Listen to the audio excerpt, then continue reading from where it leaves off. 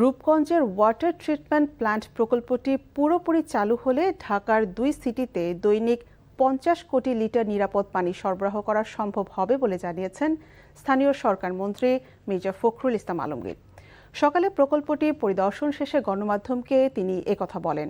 মন্ত্রী আরও বলেন, এই প্রকল্পের মাধ্যমে প্রায় 43 লাখ মানুষ উপকৃত হবে এবং ঢাকার ভূগর্ভস্থ পানির ওপর নির্ভরতা উল্লেখযোগ্যভাবে কমে আসবে। একই সঙ্গে শীতলক্ষ্যা নদীর দূষণজনিত ঝুঁকি মোকাবেলায় এটি গুরুত্বপূর্ণ ভূমিকা রাখবে। এর আগে মন্ত্রী রূপসী এলাকায় ঢাকা সিলেট মহাসড়কের সেজান পয়েন্ট সংলগ্ন প্রকল্পের PK-17 অংশে চলমান কাজ ঘুরে দেখেন।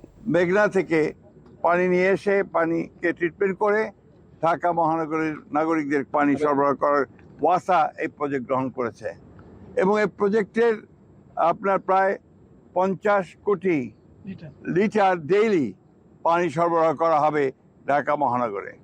প্রায় 10,000 কোটি টাকা ব্যয় এই প্রজেক্ট নেওয়া হয়েছিল এবং এটা প্রায় শেষের দিকে 97% প্রায় আপনার শেষ হয়ে এসছে।